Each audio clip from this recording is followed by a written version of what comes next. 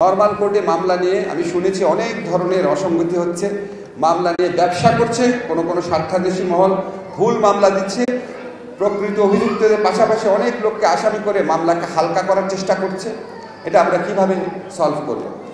আমি আজকে এসে আবার রিয়ালাইজেশন হলো, আমরা আইন মন্ত্রণালয়ের পক্ষ থেকে আমাদের যে লিগ্যাল এইড সেল আছে সেই সেলের কাছে বলে দিব, তোমাদের যে মামলাগুলো আছে, শহীদ পরিবারের যে মামলাগুলো আছে, তাদের মামলাগুলোর ব্যাপারে আইনগত সহায়তা দেওয়ার জন্য আলাদা একটা সেল করে দিব।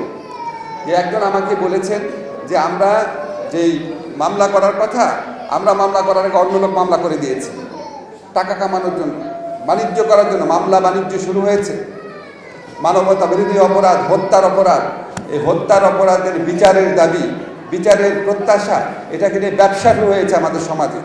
এদেরকেও আমরা চিহ্নিত করব, অবশ্যই তাদেরকে জবাবদিহিতার আওতায় আনতে হবে। প্রথমে আমাদের শুদ্ধভাবে মামলা করতে হবে। আমাদের আইন মন্ত্রণালয়ের পক্ষ থেকে যে লিগাল এইড একটা সেল করে দিব, এটাও তোমাদেরকে আমি কথা দিচ্ছি 7 দিনের মধ্যে করে দিব।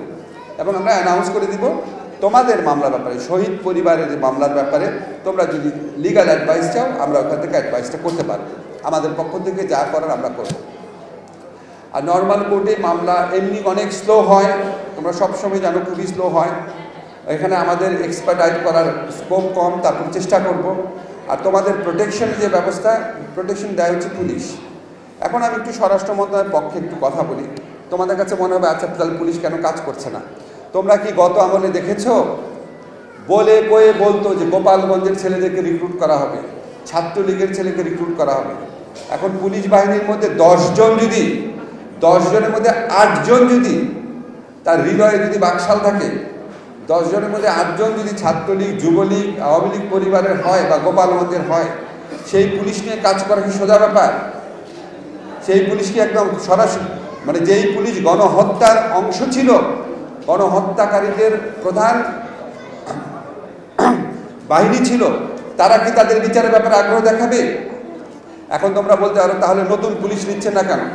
তোমরা যে কোনো পরিবারকে জিজ্ঞেস, নতুন পুলিশ নেওয়ার প্রক্রিয়া ট্রেনিং লাগবে, রিক্রুট করতে হবে, আবেদনপত্র লাগবে। এই প্রক্রিয়া পৃথিবীর কোনো সরকারের পক্ষে 1 বছর আগে সম্ভব না, অসম্ভব ব্যাপার। তোমরা যারা বিষয় এক্সপার্ট আছে, তোমাদের পরিবারে পুলিশ আছে, জিজ্ঞেস করো যে নতুন পুলিশ নেওয়ার প্রক্রিয়া স্যার বলছে 1 বছর আগে অসম্ভব। আমাদেরকে এমন একটা সম্পূর্ণভাবে দলীয়ভাবে গড়ে তোলা প্রশাসন, পুলিশ, বিচার কাঠামো, এটার মধ্যে আমাদের অগ্রসর হতে হচ্ছে। এবং এখানে আমরা স্লথ হচ্ছি, আমাদেরকে অনেক ক্ষেত্রে বাধা বিঘ্নের সম্মুখীন হতে হচ্ছে। আমি তোমাদেরকে নিশ্চিত করতে চাই, আমি আমার স্বরাষ্ট্রমন্ত্রী যে আছেন ওনার মধ্যে কোনো রকম গাফলতি দেখি নাই, কিন্তু ওনার কথা অনুযায়ী পুলিশ কাজ করছে কিনা এটা আমি জানি না। আমার মন্ত্রণালয় এবং আমার আশেপাশে যারা আছেন, আমার অ্যাটর্নি জেনারেল, আমি তাদের মধ্যে গাফলতি দেখি নাই। বিচার কার্যের সাথে যারা ইনভলভ আছে, আমাদের অনেক অনেক বেশি স্ট্রাগল করে কাজ করতে হচ্ছে। তোমাদের সাথে যখন আমাদের ইন্টেন্সিভ মিটিংটা হবে, তখন আরও ডিটেল যা যা প্রশ্ন করবো, সার্জিসকে আমি বলেছি 1 সপ্তাহের মধ্যে বলবো, যা মনে প্রশ্ন আসে লিখে নিয়ে যাও, সেটা আমরা আনসার করার চেষ্টা করব। তোমাদের নিরাপত্তার কথা বলেছ, আমাদের আইসিটি অ্যাক্টে উইটনেস প্রোটেকশনের বিধান আছে, কিন্তু অন্যান্য মামলার ক্ষেত্রে উইটনেস প্রোটেকশনের বিধান নাই। আমি স্বরাষ্ট্রমন্ত্রীর সাথে দেখা হলে বলবো। তারপরও আমাদের থেকে ডাটাবেস দরকার। ধরো সারা বাংলাদেশে তো শহীদ পরিবারের সদস্যরা ছড়িয়ে আছে, এটা আমি চেষ্টা করবো। স্বরাষ্ট্রমন্ত্রীকে আমরা বলবো, তোমাদের সাথে যখন মিটিং হবে 7 দিনের মধ্যে, তোমরা আরও স্ট্রংলি বলো।